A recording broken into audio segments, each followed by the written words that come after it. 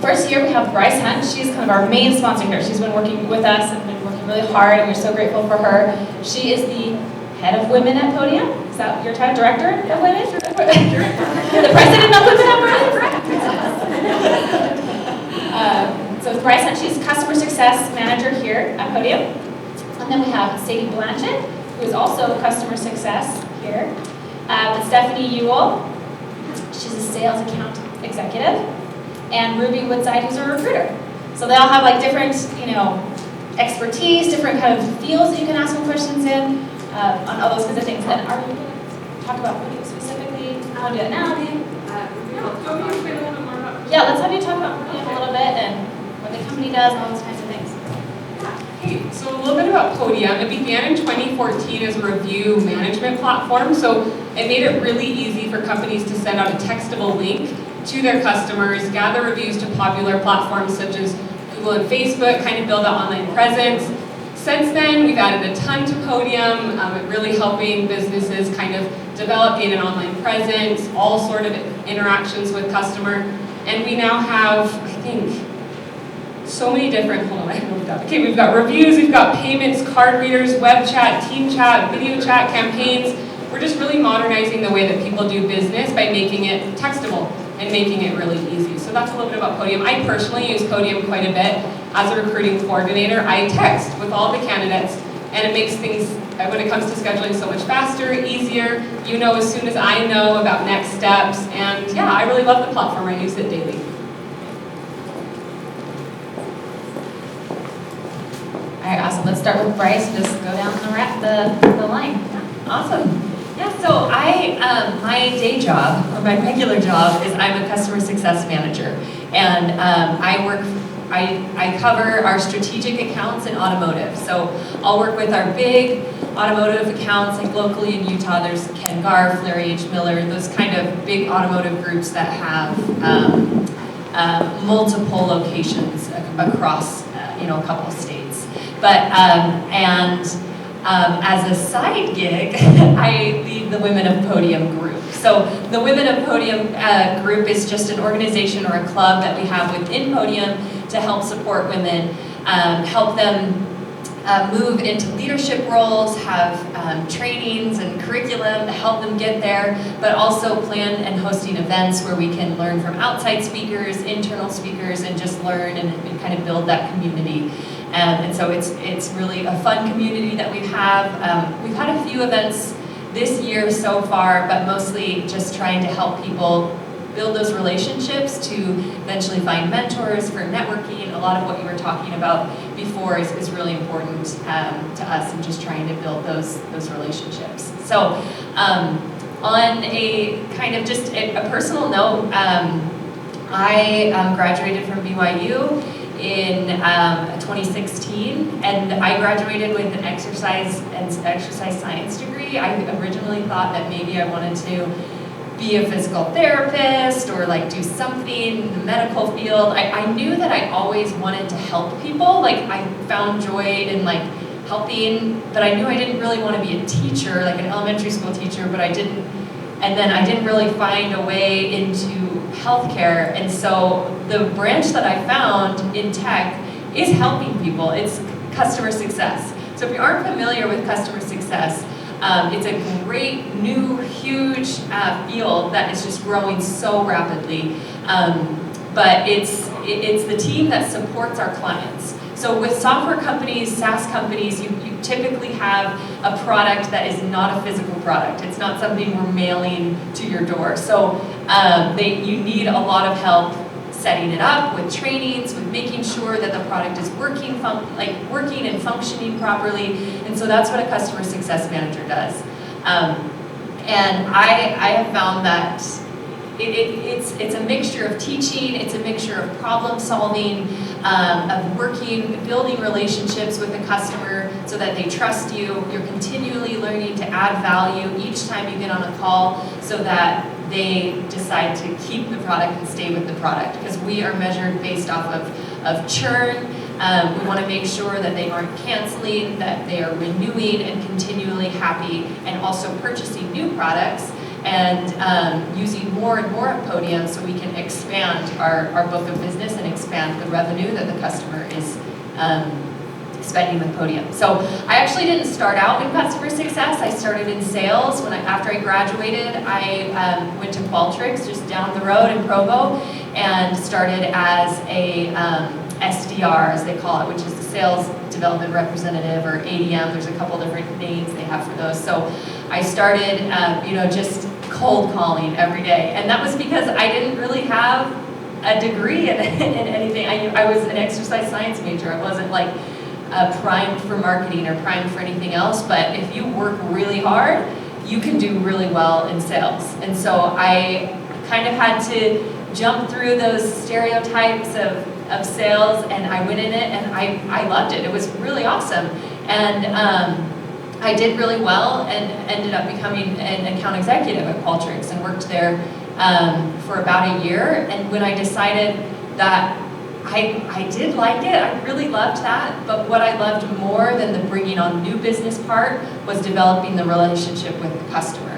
And so I decided to make the jump to customer success and came to Podium. And there are a lot of skills, sales skills, that work really well in customer success. It's just a little bit focused on the existing customers, expanding their revenue versus new logo, new business coming on board. So that's kind of my journey into customer success. My journey into the Podium leader, Women of Podium leader, whatever that is about a year and a half ago. I had my first baby, and I grew up with a stay-at-home mom, and I love her. She was wonderful, but I never really had the example of what a working mom looked like or what that kind of lifestyle would be.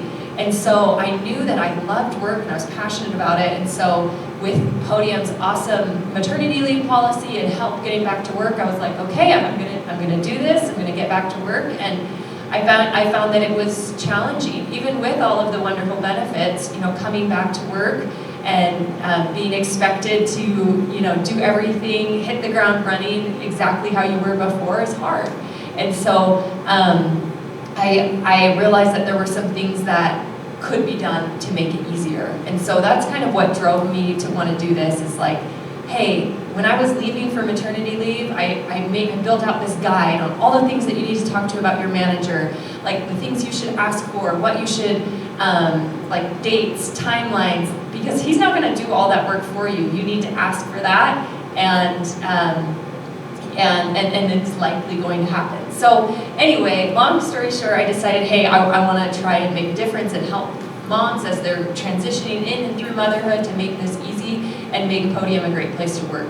And one really exciting thing is just in this July, we're opening our child care center next door. So on the first floor, half of the first floor will be a child care center for all of the Podium employees. So yeah, and I'm stoked for that. So but we're so happy to have you guys here, and we'll go down and kind of explain everyone's journeys, but yeah, we'd be happy to answer questions as well, so thanks. My name is Zadie Blanchett, and so my title is Customer Success Operations Manager, which is very weird and new. There's not very many of us, but I actually now report under the RSO team, so the Revenue Strategy Operations. So very much business strategy, which I am so passionate about my current role, but it took a really long time to get here. And I think sometimes the misconception is that you graduate from a program or you make a decision and you're like, this is the path I'm on. I can't switch. And I don't know if any of you guys have read the book Lean In by Sheryl Sandberg, but so phenomenal. It changed my career. And one of the things that's really stuck out to me that I wanted to talk about was that your career trajectory is not always like a ladder of promotions. It's really like a jungle gym. So in that spirit, I'll kind of tell you how I got to where I'm at. But I graduated in family studies, so again, nothing to do with tech at all, like maybe the furthest from it. And I was working at a call center at the time, and then ended up just interviewing for an account management role. I didn't know, I wasn't sure what I was going to do with my degree. I just knew I was passionate about relationships, and I loved my degree. It was so fun. But I interviewed for an account management role, ended up getting it. It was at a payments company, which was a payment software. And then did account management for a while, which was really just glorified phone support. And I did that for a couple of years, and then ended up coming over to Podium as a customer success manager for small business. And I was there for a year and a half, and I didn't move at all. No promotions, nothing. And in the tech industry, that's kind of a long time. And I have since been in management, and when people don't move in 6 months, they're super discouraged. And I'm always like, no, like, you're growing. And so I think that's okay. And I didn't move for a really long time. Ended up, something I wanted to know is, I think that as a woman, especially in the workforce, and just in general, I think you need to be aggressive about mentorship and aggressive about friends. I always tell people I'm really aggressive about making friends. I force my friendship on people all the time. But it's helped me so much. I mean, this is terrible. At my last job, I forced my friendship on this girl named Katie. I love her to death. She's a PCI compliance, so she does really, really well at a payments company, and I'm still good friends with her. And I found out at the time what she was making, and I was like, I didn't even know that was like possible in this industry.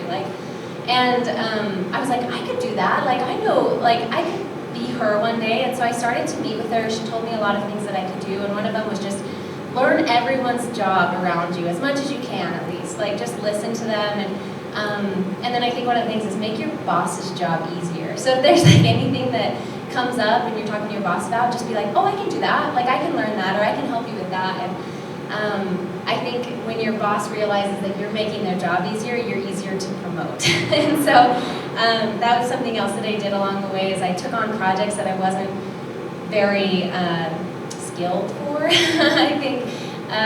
There's so much that is Googleable these days, and YouTube. Like, honestly, I've learned so many skills on Excel spreadsheets and Google Documents just through a YouTube video or Googling it and watching a tutorial. And so I took on a lot of projects that I didn't anticipate would get me to where I am. So anyway, go back to SMB. I was there for a year and a half. Ended up going into a role similar to Bryce's, where I was a commercial CSM managing bigger accounts. And I was like, okay, I like this more.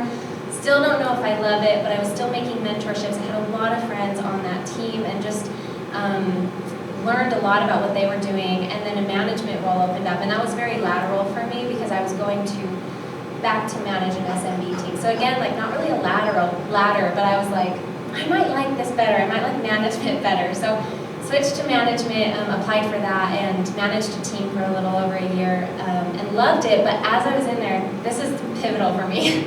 I took on this bandwidth tracking project, and it was all in spreadsheets. It was like figuring out how to make the team the most efficient it could be, and I loved it, but it was so challenging. Like, I was like, I have no idea what I'm doing. But I met with this guy at Podium. Also, throw time on people's calendar. I feel like the worst they can do is say no.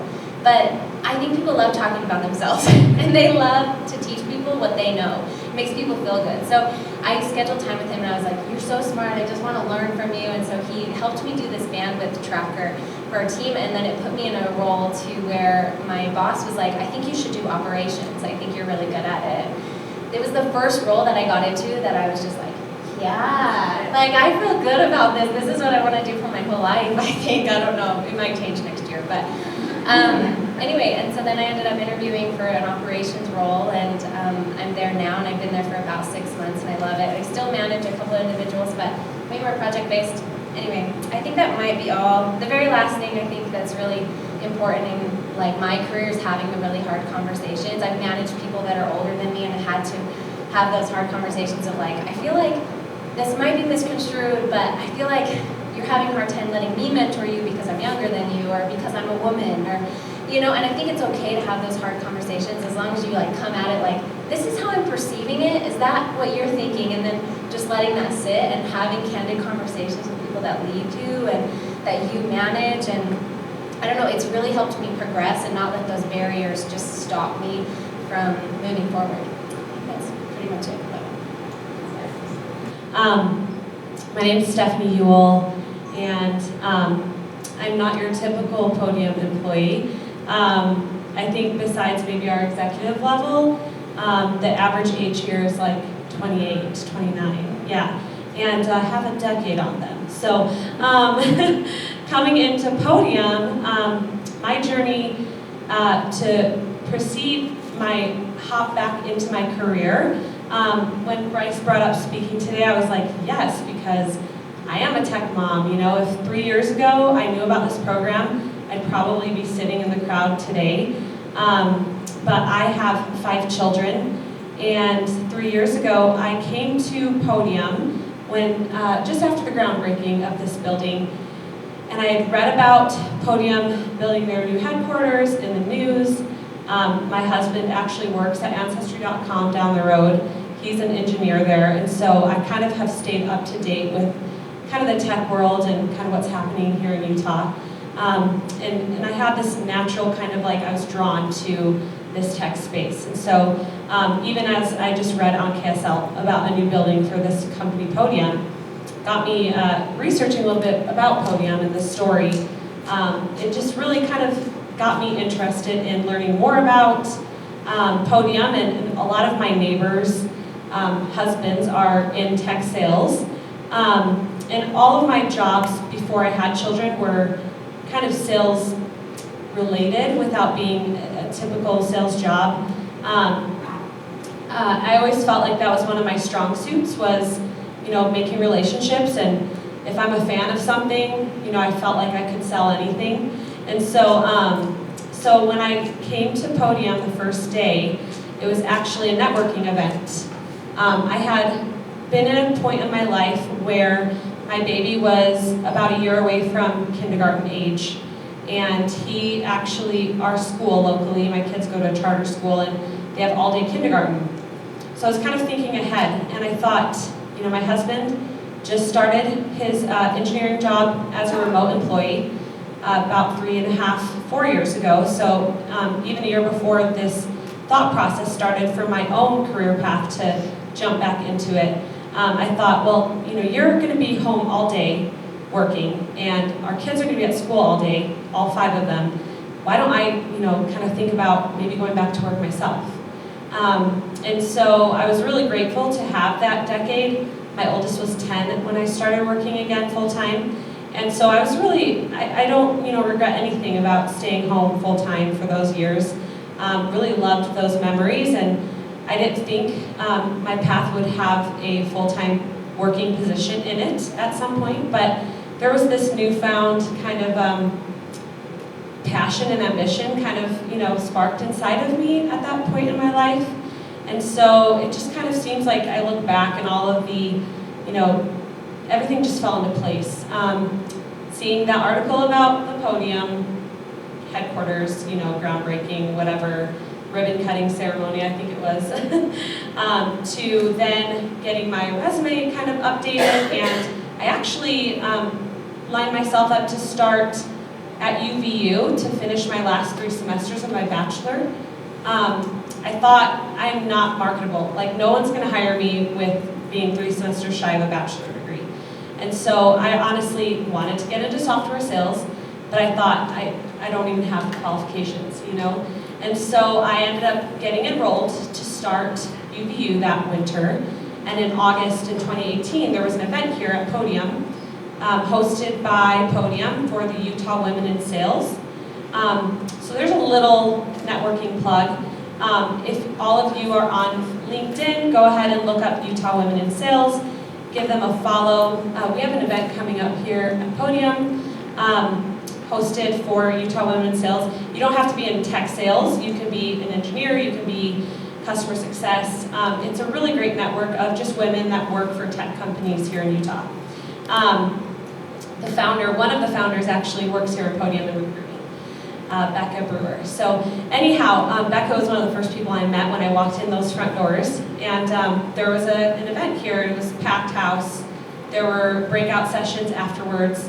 And I remember the third breakout, I was in a conference room up there on the 2nd floor behind that wooden wall.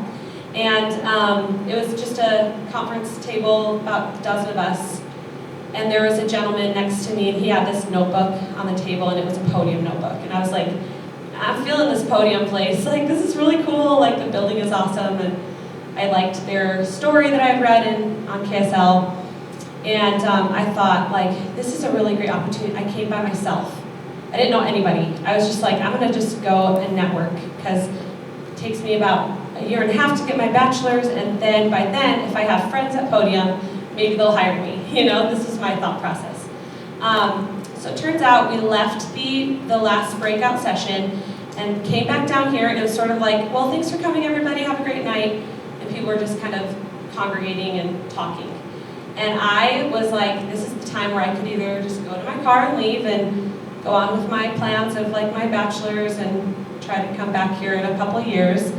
But I thought, I'm gonna just like have this, went to that bathroom, I had this moment of courage where I was like, just go network a little bit, go meet people, So I walked back out, and right by those wrought iron, the corner of the steps, there was like a group of about 6 or 8 people. And I noticed the guy sitting next to me earlier, half hour ago, with that Podium notebook. And we kind of made eye contact. I was like, hey, walked up to him, like, so you work here? I noticed your notebook. And he introduced himself, Cam Tolman. And he's now the leader of our SDR team. And at the time, he was an account executive. But I introduced myself, and we were kind of chit-chatting. I didn't know, but I was in this group of like 8 other Podium employees. And after talking a few minutes, he was like, stay here, I'm gonna go for a second. He walked back here where more people were gathering, and he grabbed a photo of Rasmussen, who used to be in our recruiting department.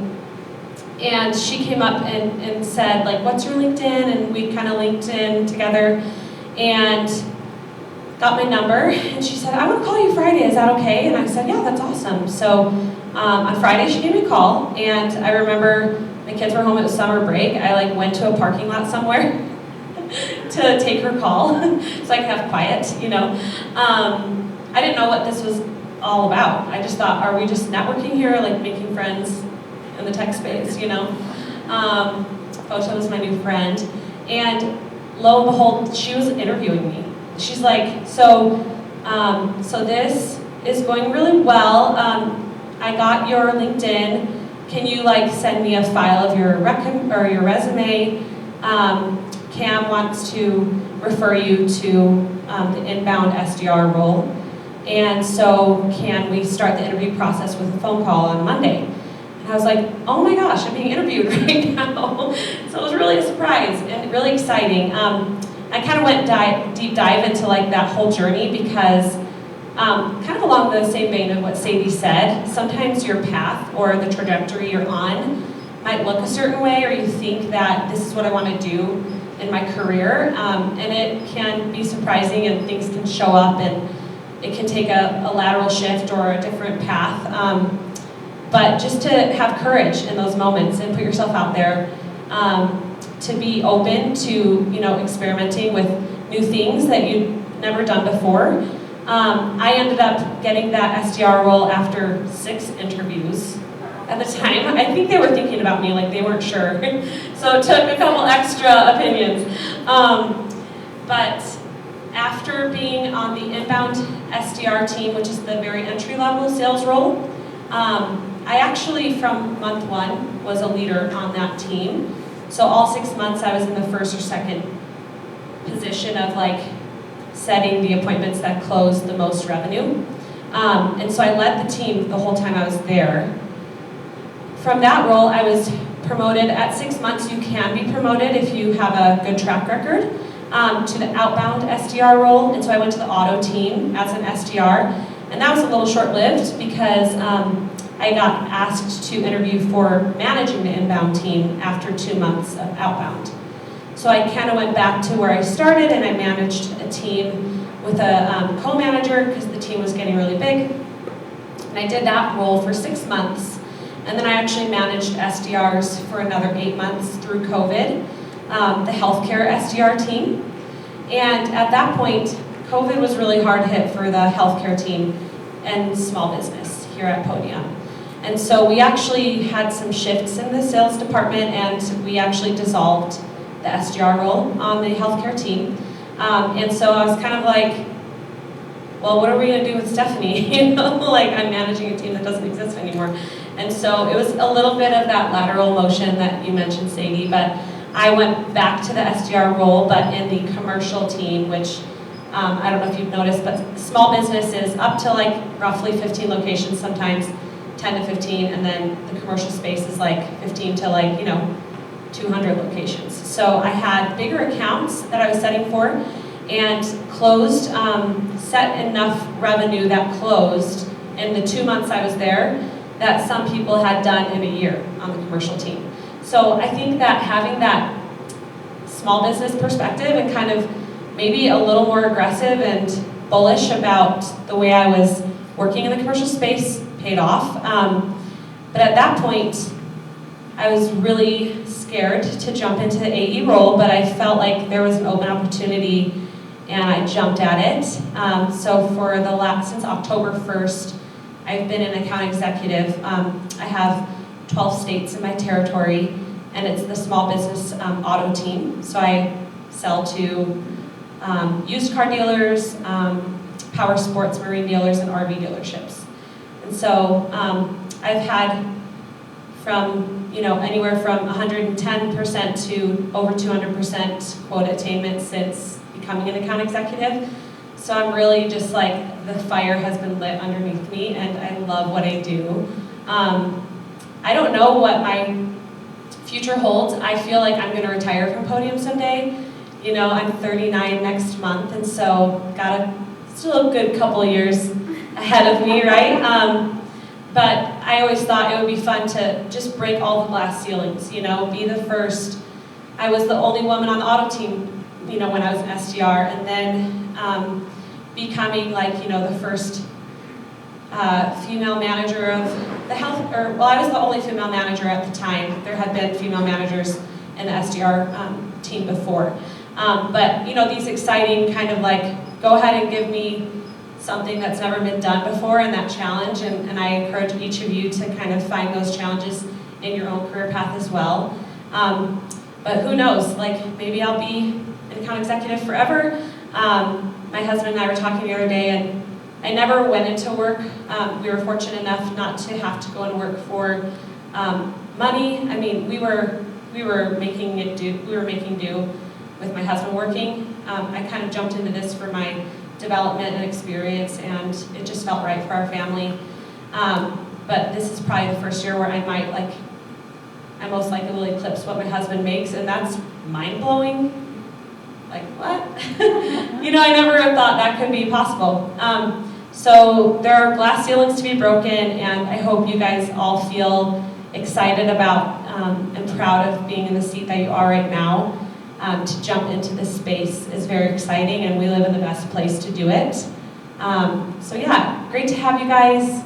Looking forward to if you have any questions, but I'll pass it over at this point. So thank you. Hey, I'm Ruby. I work on the sales recruiting team here at Podium, and I never really knew personally a woman that worked growing up. Almost all of my close female connections were stay-at-home moms, which is such a fantastic example of hard work in and of itself.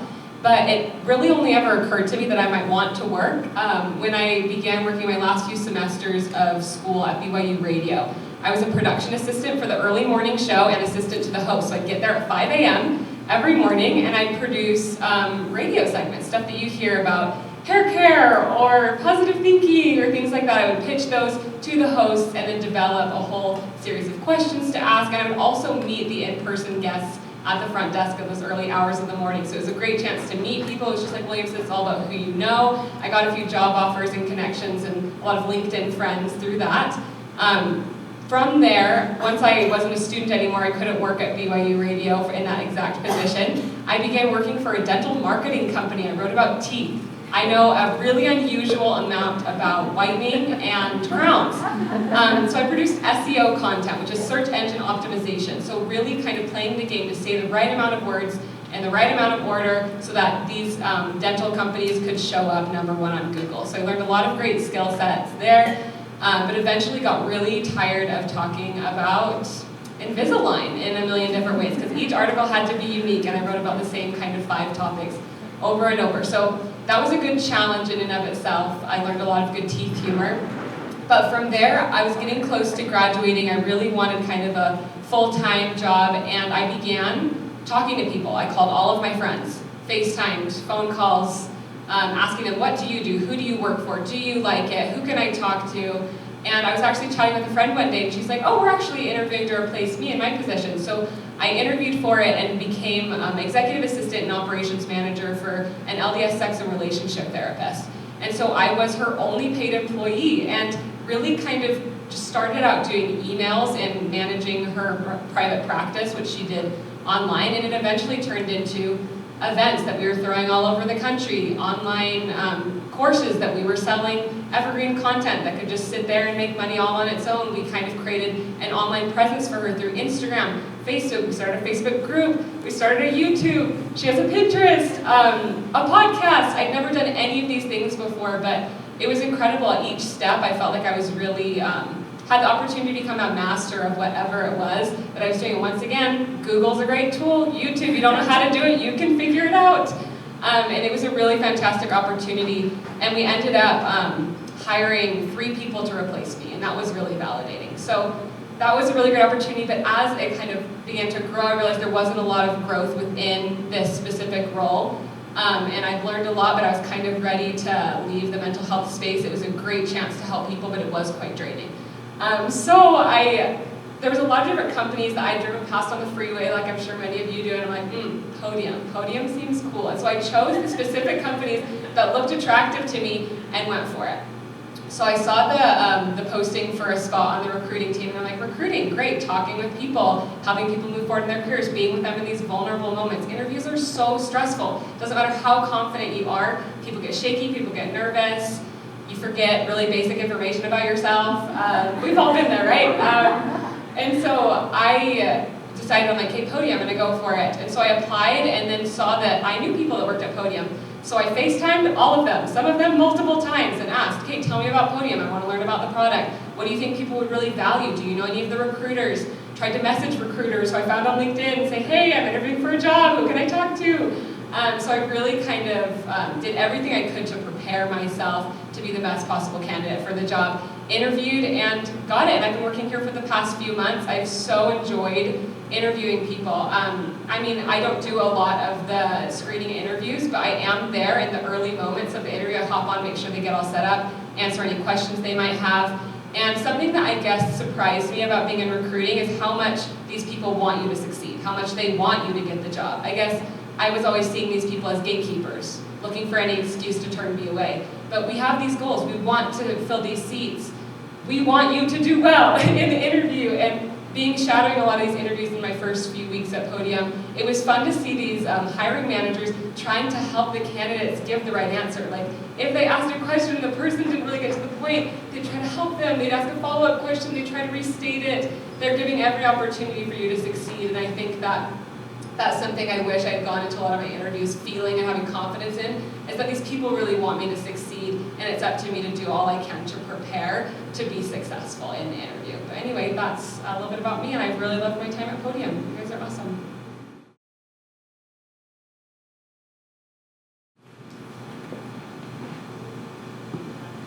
Yeah, no, great. Yeah, great question. Definitely, Stephanie mentioned how our average age is about 29. And I think that deep-rooted in early Podium culture was a lot of people who were the same type of people. You know, it's like all BYU grads with the flat-brim hats that are in sales that are talking about the Jazz game. You know, it's kind of a very similar type of person.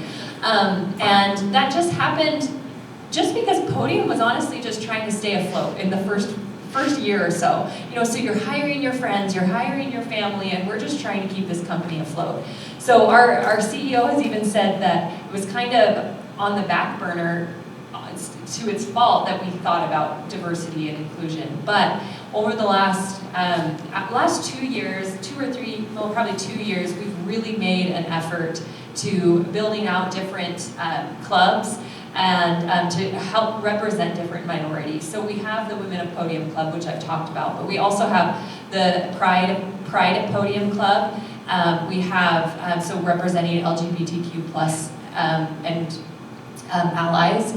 And also we have our BIPOC community, and we also have a sustainability club, which is great as well. So all of these communities have goals to help us drive inclusion and drive up those numbers of including more people. So as far as culture, I think when you get to a startup or smaller companies, you might see a lot of people with a lot of similarities, but businesses know that if they include lots of different types of people and focus on diversity and inclusion, they perform better, they have better metrics, and in the end, they're more successful companies.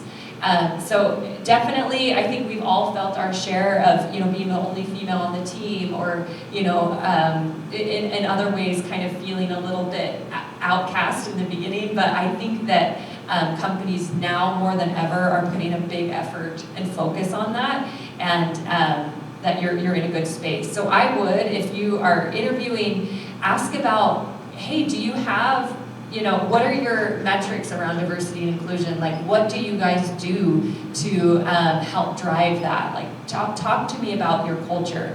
I bet this is probably a very often asked interview question, because I get it when we interview people for our role, is like, tell us about Podium culture. That's a great question, but I would ask about the things that you want to see in the culture, like asking about diversity and inclusion, and what do you do? What are your actual metrics? What are you driving towards? What's a perfect world look like as far as culture, and how are you getting there? So, I'll answer it super quickly, but I also think when you're interviewing with a company, I trust my gut all the time, and when I interviewed for Podium, I didn't know if I even wanted it. I was truthfully just seeing if I could get a salary match to have my company pay me more. And then I was like, I actually love this because of the culture. They had core values, which my company never even talked about their values. So that was really cool. It's be a founder, so autonomy, which was huge to me, and then murder drama, so that was also big. It's just candid conversations, and Podium's big on that. And then enjoy the ride, which also is the work-life balance. And so I think in the interview process, obviously recruiters are going to try and sell you on the company, but I think you'll feel in your gut, like, is this a good fit for me? And then that will help guide your decision too. I think a huge piece of culture also is knowing that you have allies, and you kind of, we had a speaker here about 2 years ago, and it was our VP of Sales, former female mentor in a prior company, and she said something that really stuck out to me, and that was, even if individuals don't know, in the background you should always kind of be building your own board. Like, who are the people that are going to be involved in my career that not only continually mentor me, that are there for me when I have questions or I need to learn things, but also who will be my ally, kind of in my corner, and advocate for me when it comes to promotions or making a job shift. And so I think that you can feel that in the companies that you'll end up interviewing at, and talking to people that are already at the company. Kind of like what Ruby said, she's FaceTiming anybody she knew that was here prior to being here. I think you can get a real good feel for the culture when you get to know the people. Yeah, and Glassdoor policy, right? Like, just knowing that this is the kind of company that you can. I feel okay. Like, I've actually gone to my VP of Sales, like right before the end of the year. I was a new account executive. He helped me write an email to a deal that I really wanted to close before the end of the year and the end of the month. So just knowing that that's kind of the culture here has been really helpful to me. I'm also on the board of Podium, our Women in Sales initiative, and so we have monthly Women in Sales get-togethers, where usually it's in here, but we provide a lunch, we have a different speaker. Sometimes, now in the last year we've grown our company quite a bit to be remote, so a lot of people Zoom in, and but it's just a get-together time to learn new sales skills, or learn from our leaders here, or from an outside successful person in sales. So I think that when there's things available to you to continue to learn and grow yourself, having kind of that open door policy, and then like I said, when those company culture value and core values really resonate with you. So yeah, that's kind of my bit about culture. Yeah, I feel like as far as finding a good fit company-wise or position-wise, find people on LinkedIn, friends, family members. If you know somebody who works at Podium or another company you're interested in, hunt them down on LinkedIn, send out a bunch of messages, see if they'd be willing to send you back a couple of answers to your questions, set up a quick 5 to 10 minute call, Or if there's a specific position that you think you might be a good fit for, who do you know who has that position? Maybe take a search on LinkedIn, see if you can find somebody who'd message you back. I just really feel like connecting with people and talking with the people within your scope or the people you can find on LinkedIn. Whenever I get a message from someone being like, tell me about Podium, or I'm really interested, or I'd love to work there, I'm always gonna respond, letting them know if they have specific questions to send them my way, and I can direct them to the correct resources. I think that people are a lot more willing to help you out than you think, and we've all been there. And so, yeah, reaching out to whoever you can to help you learn more about a position or a company is the best way to go. That's awesome. I don't know if for those of you that went to our Better Way Thursday on informational interviewing, go back, we recorded it, it's on the learn.risenext.com site. Go back and watch that, because that's exactly what they're talking about, is go do these informational interviews, asking them about the company. You don't ask them for the job, you ask about the culture and what's been their experience and stuff like that. So if you didn't get to go to it, I would go to it, because it definitely supports what they're saying. I just had a quick question. Could you talk about how your work-life balance is and how that affects your family? Absolutely, great question. That was definitely kind of one of my, let's get cozy here, fireside chat. You know, for me, it was, I wasn't signing up for the long haul when I started. This is kind of an experiment. I have 5 kids, like I mentioned. Now they are almost 7 to 13, and so we're busy. You know, we have a lot of things to be at and to go to, and so we've been able to manage our family. There were a lot of growing pains along the way, and now as my kids are getting into different things, there's still like little hiccups that we have to iron out and figure out. But just as you build your kind of like board in your career, I think you really need your support system for your family life as well. And, you know, trying to learn how, I feel very fortunate that I have 4 boys and 1 daughter, and in different ways, you know, my boys are growing up to see mom going after her dreams and having successes along the way, and they really, I think it does change their perspective of, you know, gender and what's possible. I think that my husband is definitely a huge support. He's also very much like my polar opposite, so we always kind of said like the divide and conquer thing works a lot of the time, and the harder we work in our own individual careers and our own development, like the more we're able to enjoy like the time as a family. And so I'll support him when he has a priority and vice versa. I do think that Podium is a place where working with your manager and, you know, depending on the role, there are different expectations, but I've been very fortunate to be able to, you know, prove with, like in sales, you can earn a lot of, you know, making your own schedule, I guess, or kind of determining what the work looks like according to your performance. So it depends on every role, you know. So I think with a lot of customer success teams, like I have a lot of friends where they're still remote working, and that's working for them, and we're having conversations at the executive level of, you know, what does a career at Podium look like going forward? You know, we had a huge change with COVID, with working remote for so many months, and now, like for example, sales is full-time back in the office, but a lot of customer success teams or different departments are still remote.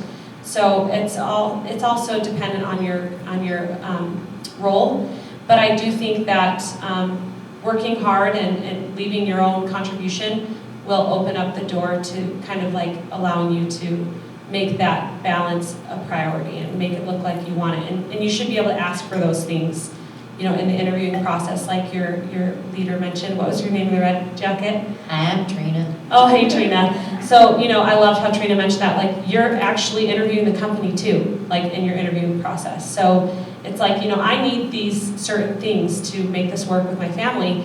And by all means, like, you should come across with confidence that this company would be lucky to have you. So let's come to a negotiation here. So I just encourage you to, you know, to make sure that you can create yourself what that success looks like, and be flexible for that to evolve throughout your career journey. I shut my laptop at 5 and I say that I'm done.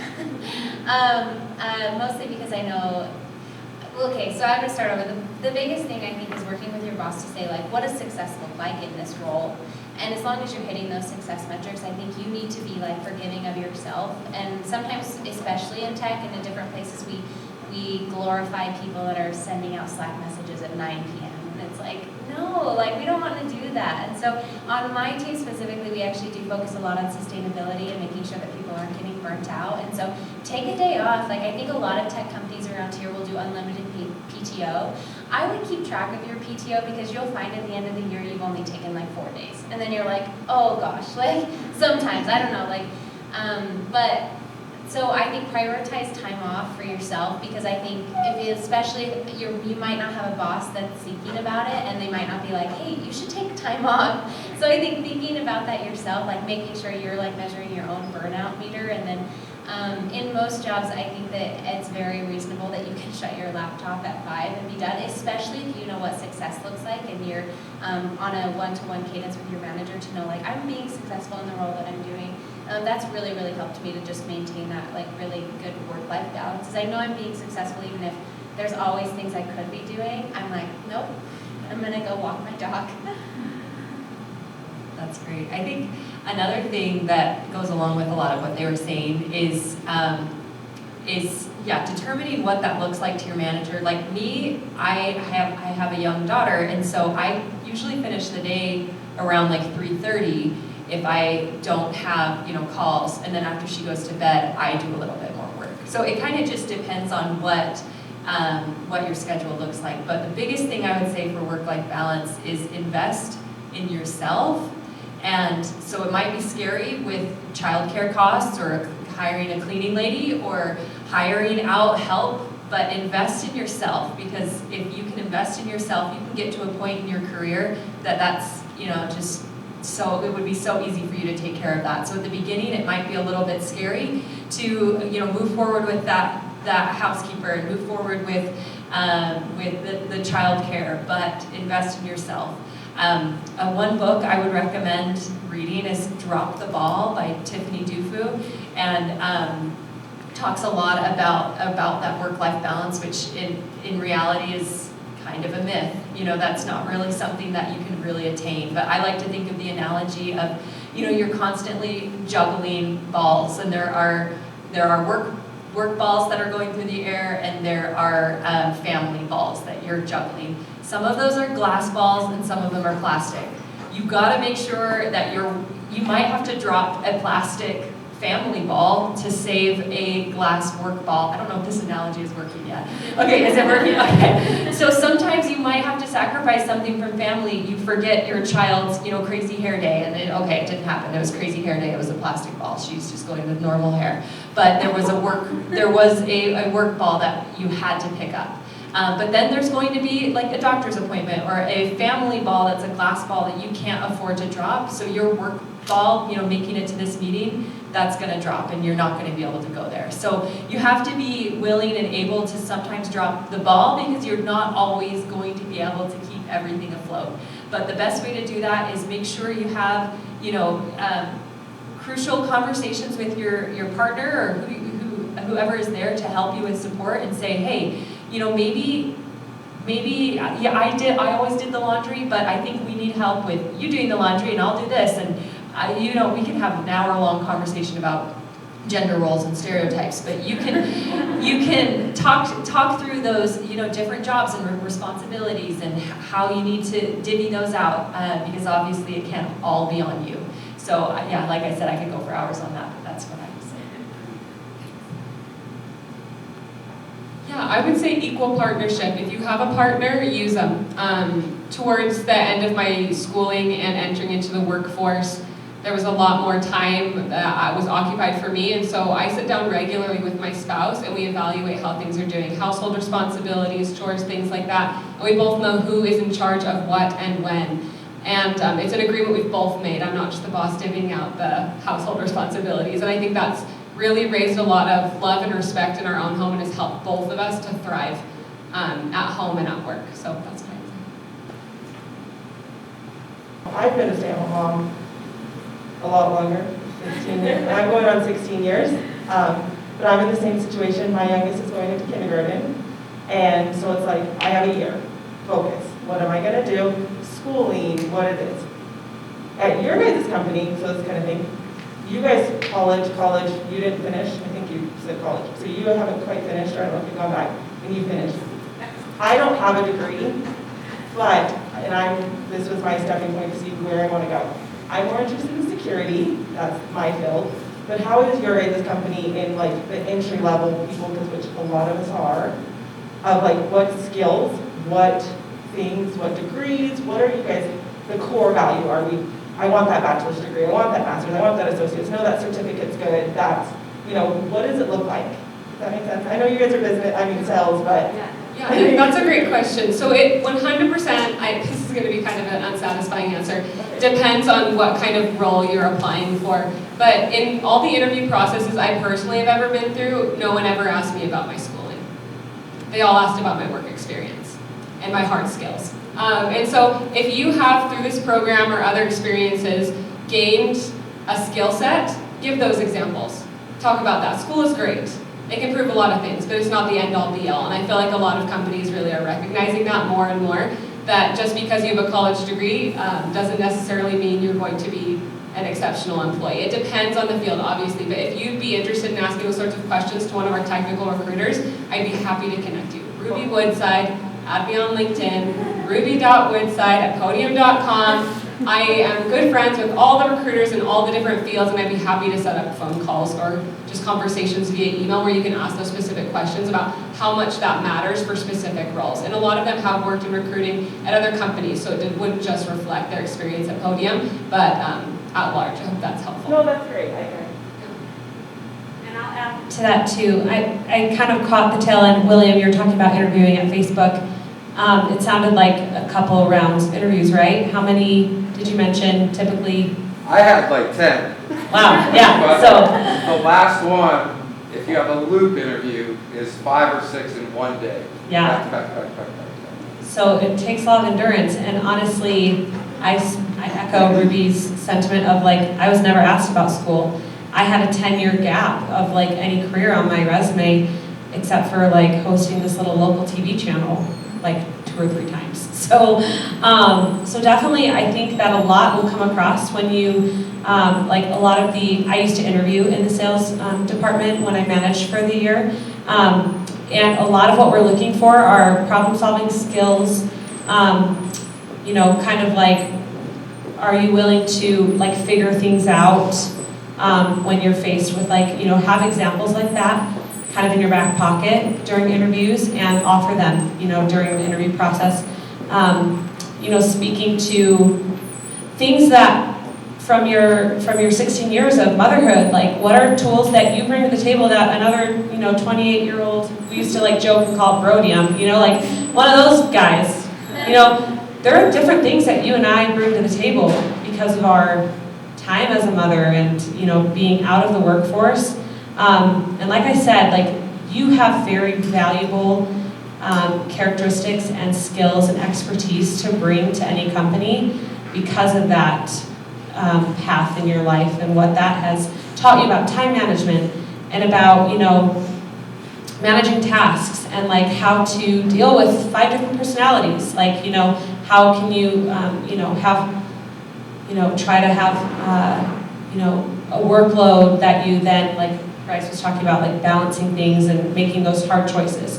So I think that those things are a lot of skills that will be much more valuable than having university so-and-so on your resume. And that's what the interview process is all about. I mean, I've interviewed several times here, and I'll just say like the top 3 things that I look for in interviews. And these are, I've interviewed for a lot of customer success roles, obviously, but then also some intern product roles, which is definitely more tech. And the top 3 things I always look for is, are you able to have like a hard conversation with somebody that you disagreed with?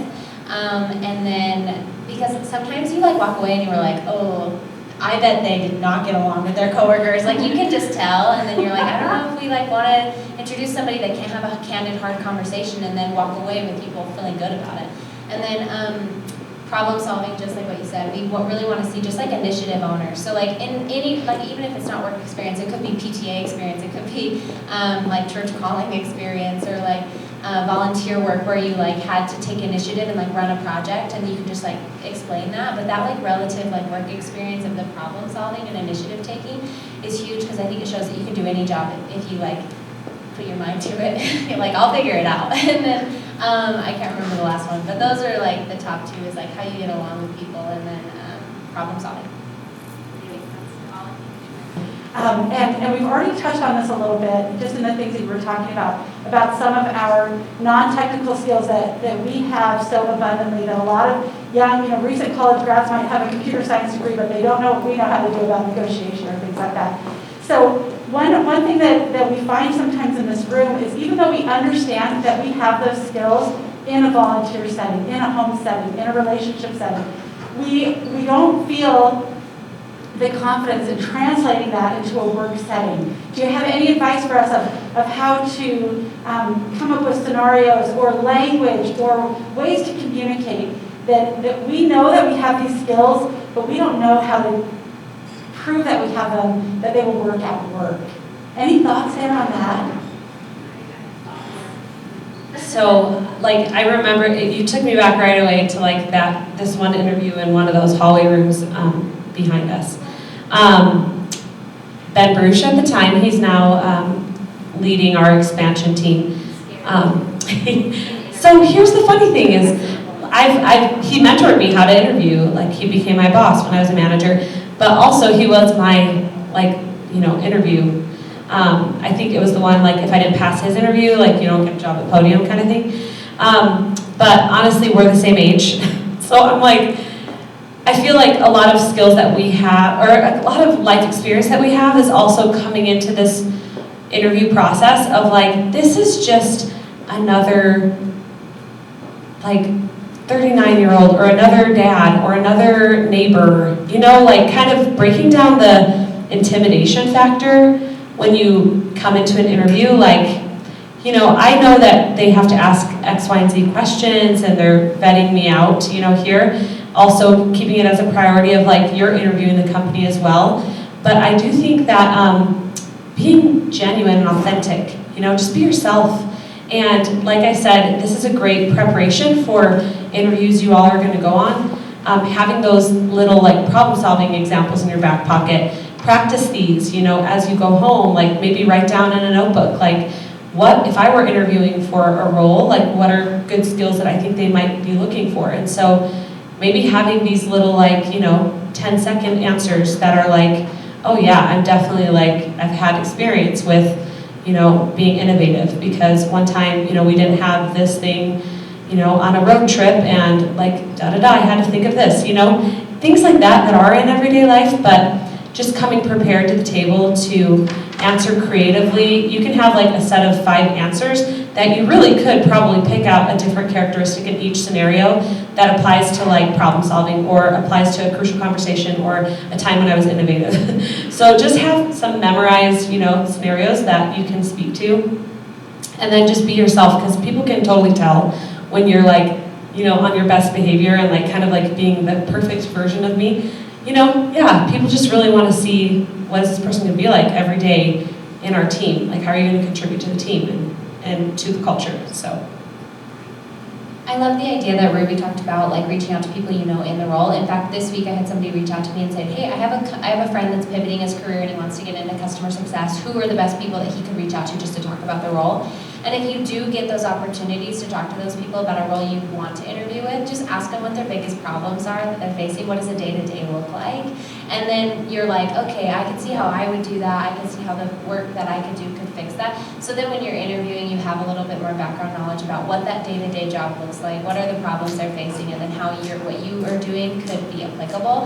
And they'll use some of the words in those informational interviews that will help guide your conversation, because even every company changes from like company to company. I mean, like, customer success here is client success somewhere else. And so hearing like, I just think reaching out and saying like, could you connect, even if like somebody at Podium that works in sales, but you don't want to be in sales, reach out to them and say, hey, could you have me connected with somebody in tech, or I mean not in tech, that's all of us, in such and such role, because that happened to me and I gave him 2 names and I said, reach out to these people, they're awesome. Learning to market yourself is a really good skill. So just learning to exactly what they've been saying, but to find things throughout your life that have that have shown your skills and your qualities. So I worked with a cousin who, very similar to me, she graduated with exercise science. She got her personal training certificate and was doing personal training, and then realized, hey, I think I want to get into tech, and how can I do that? And so we looked at her Instagram page. She had a lot of followers, and she was posting a lot of content, and we decided to make a path and to show how those skills, marketing to sales. And we talked about, hey, look, she grew from 3,000 followers to 5,000 followers in the span of this amount of time. She was able to gather this many clients and convert them at this rate, and saw these success stories. You just have to be creative with your experience and tell the story that you're trying to get across. And I think that it's a really good practice to do. We twice a year do our evaluations. We call them 360 evaluations, where you evaluate some of your peers, your manager, and yourself. And we're up for promotions or comp reviews every 6 months. So you're essentially marketing yourself to your manager and saying, this is what I did in the last 6 months. These are how I crushed my numbers. I took this client and we had this huge upsell and we did all of this and it's generating X amount, and that's why I'm good, and that's why you should give me a raise. You're going to be constantly doing this, so it's a good practice to start to reflect over the last 6 months, last year, last 10 years, and really find the things that made you who you are. So I would love to hear, we have a wide variety of roles up here, and a lot of roles that are really relevant for so many of what our women are looking for. So I'd love to hear from each of you your 3 most important skills that you bring and use every day at work, and whoever goes first, the next person can't use that same skill. So we want to have 12 skills by the time we're done. Is that too hard? You can do it. Like, who goes first? I know, I'll go first. Problem solving is like the biggest one, sorry. I feel like I'm very a good problem solver. Efficiency driven. I do that in my personal life too, that I'm like, what's the best way to get from A, B, C? I'm not gonna driving, it's so annoying if you have to drive in 7 different places. So just efficiency overall, I think it makes me really good at my job. And then people-oriented. I love people, and so I manage well, but then I also think about people when I develop processes. Okay. I would have to say that's kind of people, but relationship building. Yeah, that's different. I think that's huge in customer success. You have to know how to build relationships. And kind of along the lines with relationships, I would say a good skill is the ability to have crucial conversations, tough conversations. So I think that goes with negotiating. So negotiating or talking with a customer who expects X, Y, and Z, and you can't deliver that by the time that they need it. How are you going to communicate that to them and continue to keep them happy? And then, and then lastly, I would say, well, that's a good one. I was going to say creativity. I think that's important when you're working with clients. Like if you have a certain client that's been really quiet, it's been hard to get in contact with them. You're calling, you're emailing. Let's try something else. Let's mail them something. Let's send them Starbucks gift cards. Let's send them a mug with, get creative. Look at their LinkedIn. Send them a mug of their alma mater. Do something that's creative.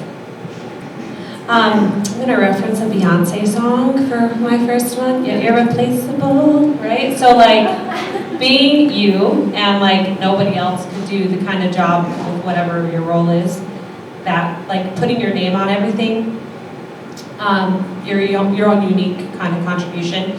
So I guess authenticity. The second one I think is being driven, like a workhorse. especially in the sales role, if any of you seek to go into tech sales, you know, it can be pretty cutthroat and, you know, really competitive. I like how the culture here at Podium isn't like competitive, like we all have our own sandbox and like everybody has an even playing field. So it's like whatever you make of it.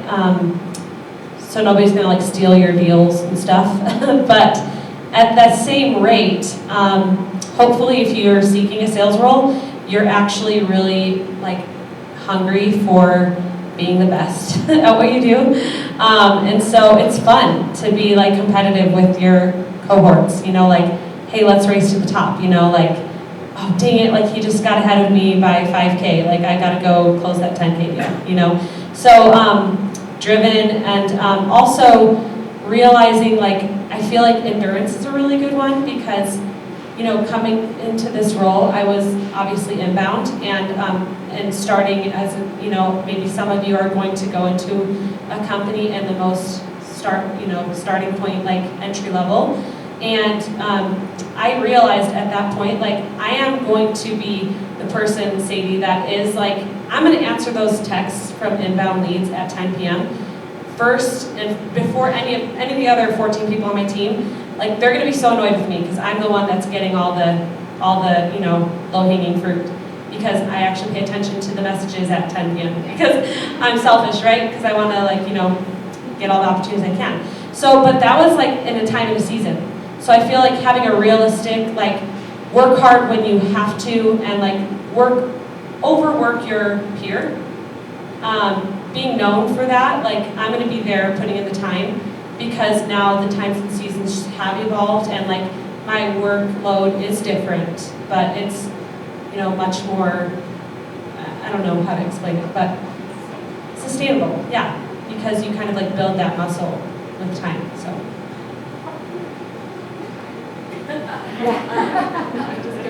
Okay, something I really value about myself as an employee is my ability to be honest, to ask for honest feedback from my managers and to give honest feedback. I feel like I have enough respect for the people I work with and the people I work for to be clear about things that aren't working and to also be open about things that really are going great. I also feel like I've got a lot of grit. I often raise my hands for things that are way out of my scope. Prime example, I was working at Podium for probably 3 or 4 weeks. Someone said we need a project manager for Pet Day. And I raised my hand and managed a team of 9 to make Pet Day happen. There was a glamour photo shoot of everybody who brought their pets in. There was a blocked off Pet Day area. There was treats. There was a food truck. It was honestly a really great time and it was so out of my comfort zone. But I feel like I really love the word scrappy to describe myself. Just give me a project, I'll figure it out. And then I also feel like my capacity to be social and to be friendly has really served me well. Reaching out to people on LinkedIn, giving people a call, harassing my cousins and uncles. Anybody and everybody I can be friends with, I want to be, because that's not only going to serve me professionally, but otherwise. So I feel like those are my 3 top capacities, is honesty, grit, and social capacity. All right, thank you so much.